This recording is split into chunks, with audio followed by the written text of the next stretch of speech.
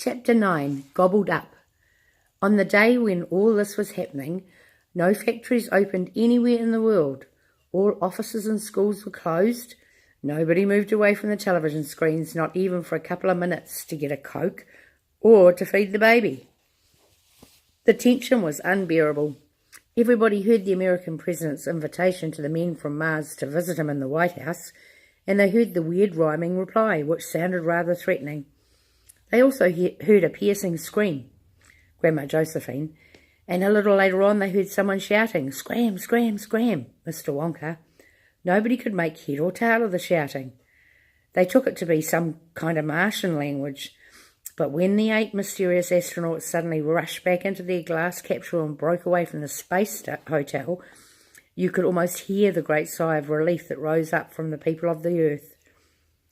Telegrams and messages poured into the White House congratulating the president upon his brilliant handling of a frightening situation.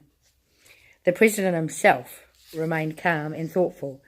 He sat at his desk, rolling a small piece of wet chewing gum between his fingers.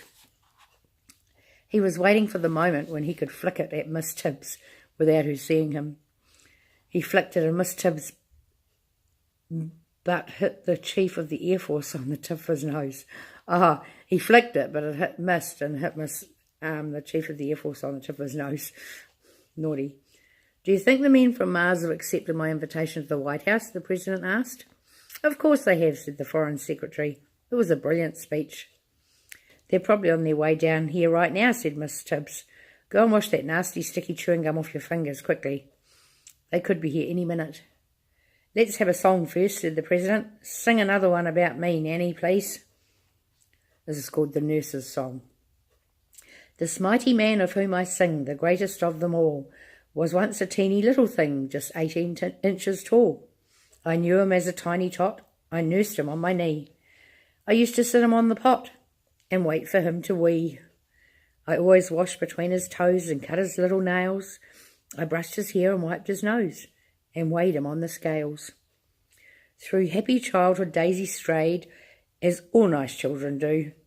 I smacked him when he disobeyed and stopped when he was good." It soon began to dawn on me he wasn't very bright, because when he was 23 he couldn't read or write. "What shall we do?" his parents sobbed. "The boy has got the vapours. He couldn't even get a job delivering the papers." I said, "This little clot could be a politician." "Nanny," he cried, "oh Nanny, what a super proposition." "Okay," I said, "let's learn and note the art of politics.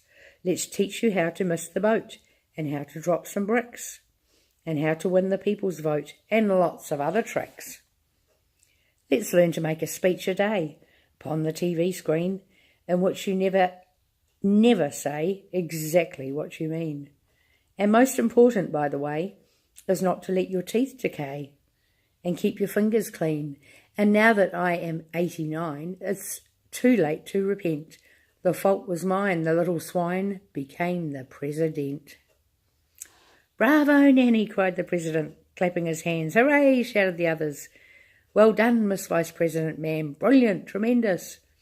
"My goodness," said the president, "those men from Mars will be here any moment. What on earth are we going to give them for lunch? Where's my chief cook?" The chief cook was a Frenchman.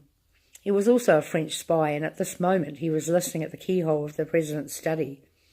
"I see, Monsieur le Président," he said, bursting in. "Chief cook," said the president, "what do men from Mars eat for lunch?" "Mars bars," said the French cook. "Baked or boiled?" asked the president. "Oh, baked, of course, Monsieur le Président. You will ruin a Mars bar by boiling." The voice of astronaut Shuckworth cut in over the loudspeaker in the president's study. "Request permission to link up and go aboard Space Hotel," he said. "Permission granted," said the president. "Go right ahead, Shuckworth. It's all clear now, thanks to me." And so the large transport capsule, piloted by Shuckworth, Shanks and Showler, with all the hotel managers and assistant managers and hall porters and pastry chefs and bellboys and waitresses and chambermaids on board, moved in smoothly and linked up with the giant space hotel. "Hey there, we've lost our television picture," called the president. I'm afraid the camera got smashed against the side of the Space Hotel, Mr. President, Shuckworth replied. The President said a very rude word into the microphone, and 10 million children across the nation began repeating it gleefully and got smacked by their parents. All astronauts and 150 hotel staff safely aboard Space Hotel, Shuckworth reported over the radio. We are now standing in the lobby. And what do you think of it all? Asked the President. He knew the whole world was listening, and he wanted Shuckworth to say how wonderful it was. Shuckworth didn't let him down. Gee, Mr. President, it's just great, he said. It's unbelievable. It's so enormous.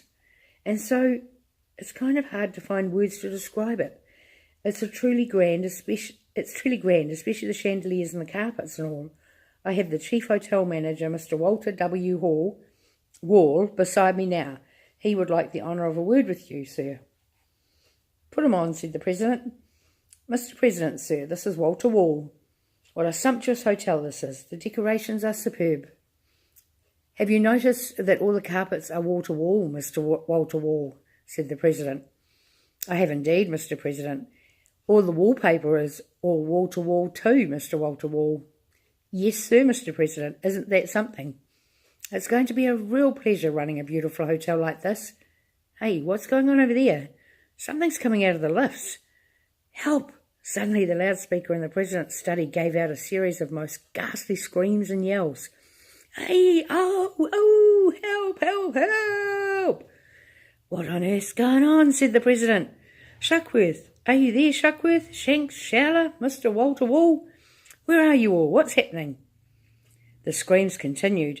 They were so loud the President had to put his fingers in his ears. Every house in the world that had television or radio receiver heard those awful screams.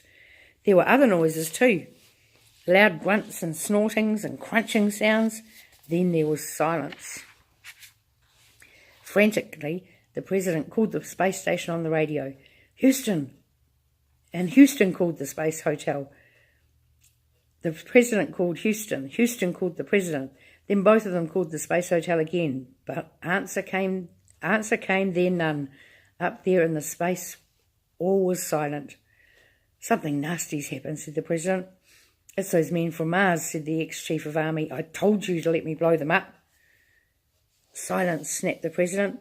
I've got to think. The loudspeaker began to crackle. Hello, it said. Hello, hello, hello. Are you receiving me, Space Control in Houston? The President grabbed the mic on his desk. Leave this to me, Houston, he shouted. President Gilligrass here, receiving you loud and clear. Go ahead. Astronaut Shuckworth here, Mr. President, back aboard the transport capsule. Thank heavens. What happened, Shuckworth? Who's with you? We're most of us here, Mr. President, I'm glad to say. Shanks and Showler are with me and the whole bunch of other folk. I guess we lost maybe a couple of dozen people altogether, pastry chefs, hall porters, that sort of thing. It sure was a scramble getting out of that place alive. What do you mean you lost 24 people? Shouted the President. How did you lose them? Gobbled up, replied Shuckworth. One gulp and that was it. I saw a big 6-foot-tall assistant manager being swallowed up just like you'd swallow a lump of ice cream. Mr. President, there was no chewing, nothing, just down the hatch. But who? Yelled the President. Who are you talking about? Who did the swallowing? Hold it, cried Shuckworth. Oh, my Lord, here they come now. They're coming after us. They're swarming around the Space Hotel. They're swarming out of the Space Hotel. They're coming out in swarms. You'll have to excuse me a moment, Mr. President. No time to talk right now.